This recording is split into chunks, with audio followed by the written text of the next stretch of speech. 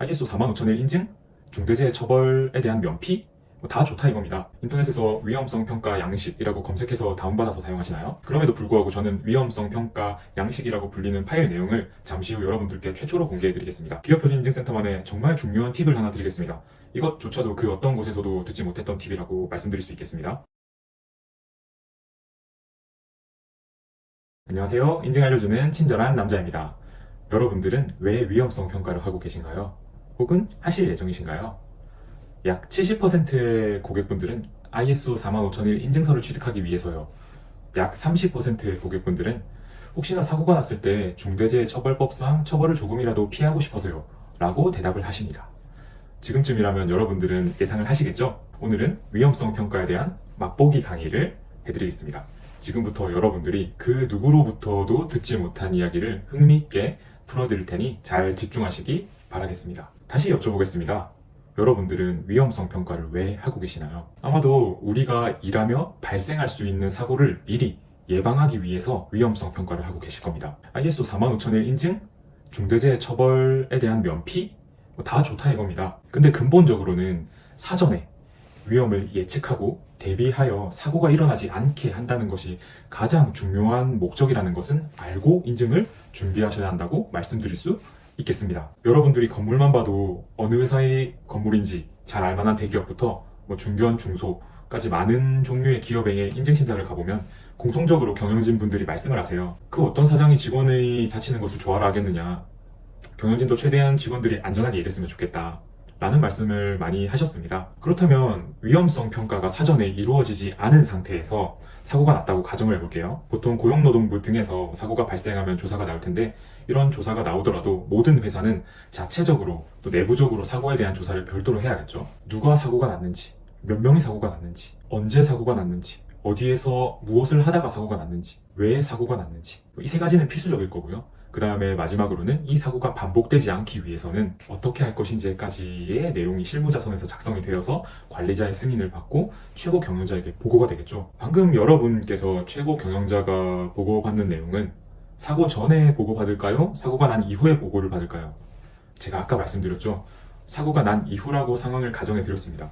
즉 사고 이후에 저런 내용들이 파악이 되는 것입니다. 그러면 매번 이렇게 사고가 난 이후에만 조치를 취하면 근로자들은 안심하고 일할 수 있을까요? 언제 자기 차례가 될지 모르잖아요.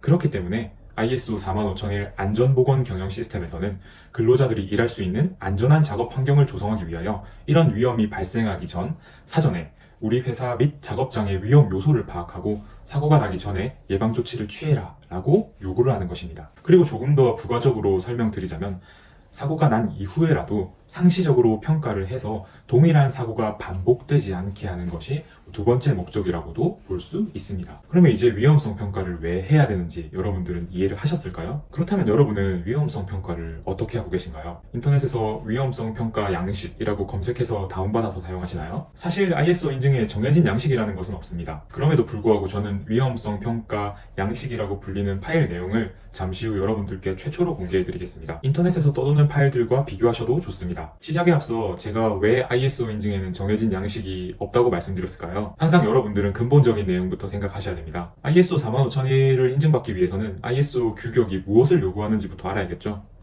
ISO 45001의 6.1.2항에서는 위험 요인 파악 및 리스크와 기회 평가에 대한 내용을 다루고 있습니다. 그리고 해당되는 항목에는 작업 구성 방법, 사회적 요소, 리더십 및 조직 문화를 반영하는 위험 요인 파악을 위한 프로세스를 수립 및 실행, 유지하라고 합니다. 그 외에도 기반 구조, 장비, 재료, 물질 및 작업장의 물리적 조건, 그리고 제품 및 서비스, 설계, 연구, 개발 시험 등등, 그리고 인적 요인, 그리고 작업 수행 방법 등을 모두 고려하여 위험 요인 파악을 위한 프로세스를 수립, 실행 및 유지를 하라고 합니다. 이러한 요구사항을 지키기 위해서 우리는 위험성 평가라는 것을 수행하는 것입니다. 오늘의 강의는 샘플 강의이므로 깊게 들어가진 않겠지만 많은 분들이 산업안전보건법의 위험성 평가와 단어를 혼동하고 계신 부분을 제가 조금만 짚어드리겠습니다. ISO 45001을 인증받기 위해서는 한 예시로 사무직 직원들만 있더라도 위험성 평가는 수행이 되어야 됩니다.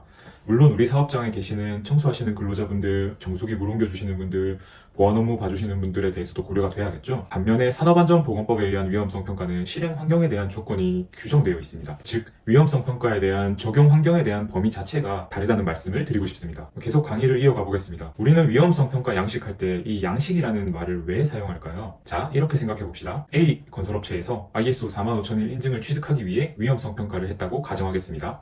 정말 단순하게 생각해보면 특정 현장에서 상부에서 물체가 떨어질 때 그것이 내 머리에 맞을 수 있겠죠. 그래서 작업자들은 안전모를 필수로 착용해야 됩니다. 그렇다면 이 건설업체는 위험성 평가를 할 때 다음의 카테고리로 해당 사항을 정리할 수 있을 것입니다. 화면을 한번 보실까요? 내용 설명에 앞서 본 양식은 여러분들이 마음껏 사용하셔도 되며 이 양식과 현재 인터넷에 떠도는 양식의 질을 비교해 보셔도 됩니다. 파란색 항목과 안에 적힌 내용을 보시면 제가 처음에 설명드렸던 사후에 사고가 일어났을 때 자체적으로 조사되는 내용과 거의 유사하다는 것을 확인하실 수 있습니다. 작업자가 작업 중에 약 2주에 한 번이라는 빈도는 개선 전 위험도란에 표기되어 있죠. 어디서 땡땡 현장에서 왜 물체가 낙하 혹은 비례하여서 그래서 어떻게 되죠? 작업자의 머리에 맞을 수 있죠. 작업자의 머리에 맞게 된다면 맞은 사람은 상해 또는 사망에 이를 수 있겠죠. 근데 어떻게 그러면 피해를 없애거나 줄일 것인지 위험성 감소 대책안에 우리는 작성할 수 있겠습니다. 즉 양식이라는 거창한 말로 부르지만 실제로는 위험을 파악할 때 필요한 내용들을 그냥 문서화해서 정리한 것인 뿐입니다. 그렇다면 두 번째 예시를 볼까요? B 제조업체는 건설 자재에 대한 제조 활동을 하고 있으며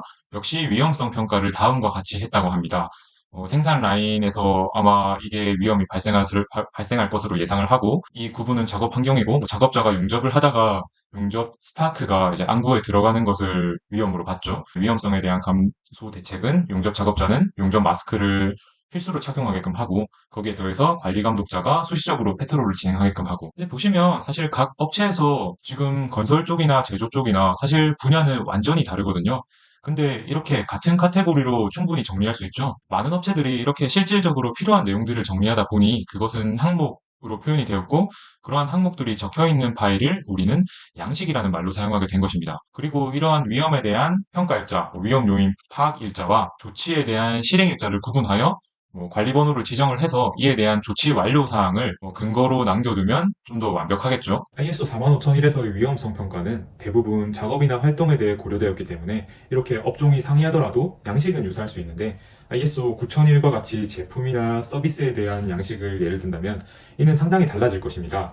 제품과 서비스에 대한 활동 자체가 다르기 때문에 필요로 하는 항목이 다를 것이고 그렇기 때문에 양식이 같을 수 없겠죠. 또한 같은 제품 카테고리 내에 있더라도 배합이 필요한 액체를 다루는 양식과 반도체 PCB를 다루는 양식 그리고 단열재 등등 모든 품목마다 관리해야 되는 항목들이 다르기 때문입니다. 아까 전 화면에서 본 위험성 평가 양식에는 장소에 대한 구분이 되어 있고 위험의 구분, 위험의 종류, 위험의 내용 등등 아까 제가 예시를 들었던 사전 조사된 사항들이 잘 반영되어 있습니다. 물론 위험에 대한 구분은 여러분들이 직접 하셔야 되며 위험의 종류 또한 사업에 맞게 잘 나눠보시기 바랍니다. 빈도와 강도 또한 우리 회사만의 적절한 기준을 설정하셔야겠죠? 여기서 제 강의가 끝일까요? 아닙니다.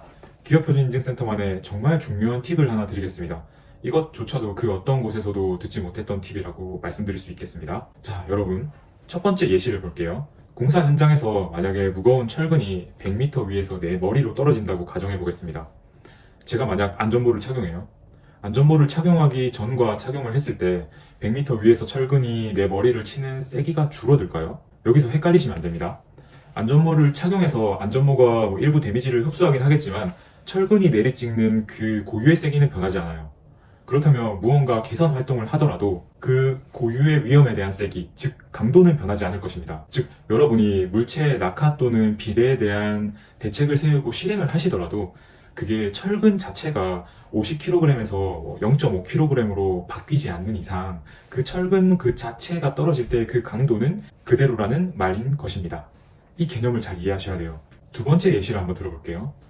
용접을 할 때 용접 스파크가 눈에 들어갈 수 있기 때문에 용접 마스크를 착용하잖아요.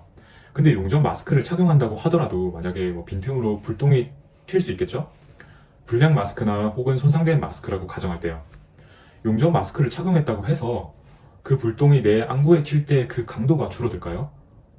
불똥의 자체가 예를 들어서 크기 지름 1mm의 불똥이라고 하면 1mm의 불똥이랑 0.01 미크론 단위의 먼지 이런 것과 강도가 같을까요? 이게 변하지 않으면 그 고유의 강도는 그대로라는 말씀을 드리고 싶은 겁니다.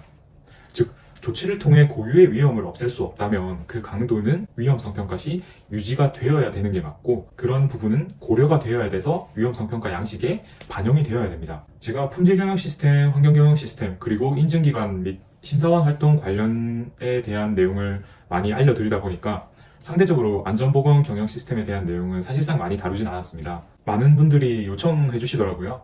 품질과 환경은 강의를 잘 하시던데 왜 안전보건에 대한 내용은 적나요? 그래서 사실 본 강의를 준비해 드렸습니다.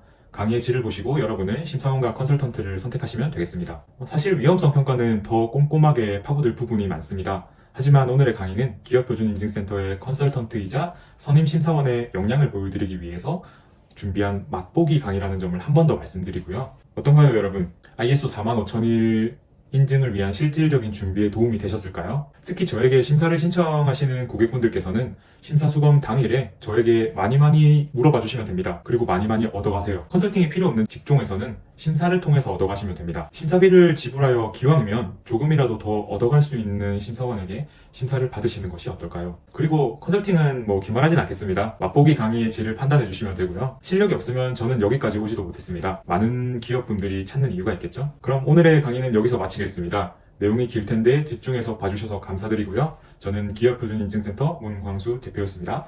감사합니다.